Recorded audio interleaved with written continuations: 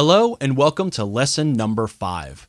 We're going to talk about your web hosting today and the big question, is your web hosting slowing your WordPress site down? This is a big variable that a lot of times we don't even think about. Did you know that most web hosting setups are just not made for WordPress? This is especially true if you're paying for a shared web hosting plan, which is in my guess the majority of you. While it may be working now, if you do have a WordPress site and it is running fast, your site will slow down as you begin to grow. Let me explain this and help you better understand the idea. I'm going to give you an analogy here. Imagine if you lived in a house, but instead of having 1 or 2 roommates, you now had 100 or 200 roommates. The more roommates you have, the more chaotic it becomes. If you think about just adding 5 or 10 or 100 people, your life will turn into chaos, because now you have other people who may have different intentions that will affect you in some way. Now, think about it deeper. You barely have any room. You don't have room in the fridge to store your food. And if you have a few roommates that are causing problems, what happens? If you think about it, it often spreads to everybody else, right? If somebody decides, hey, let's go have a party, everybody is going to have a party. Everybody's going to jump in. As silly as this sounds, this is what shared hosting is like. On the flip side, you might have heard of a dedicated server. They tend to cost a lot more money, about $150 to $200 per month. But it's kind of like owning your house. Instead of having 100 roommates or even 2 roommates, you own that house. It's on your own rules, and whatever happens in that house happens in that house.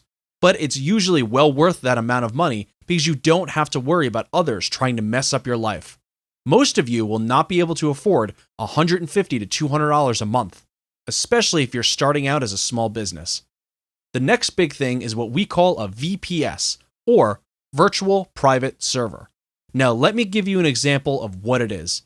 This is like living in an apartment with your own roommates, and the apartment is split up into individual rooms. So you have your own room within the apartment housing. That's what a VPS, or a Virtual Private Server, is. Whatever happens in your own room affects your room. If you drop a plate, if you drop some milk, or if something bad happens in your room, it's in your room. You don't get affected by others.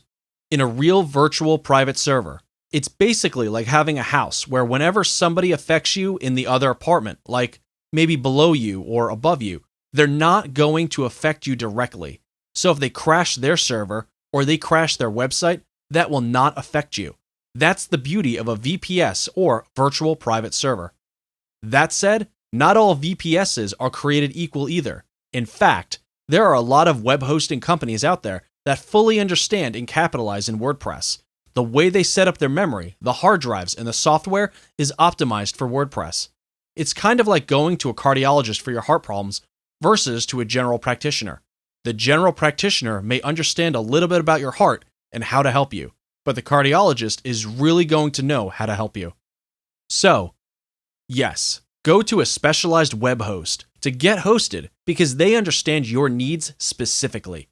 They understand WordPress and how it operates. That's why I say a lot of VPSs out there are not made for WordPress.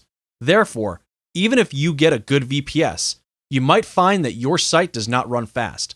But if you find a VPS specialized in WordPress, you'll find that your WordPress site will actually run fast because they understand what affects what. They've taken all these variables into account and made it easier for you to make sure that your site is running fast. Let's discuss a few places that would be great for running your WordPress site. What you're looking for is managed WordPress hosting. The first one that we recommend is called WPEngine.com, and they specialize in WordPress.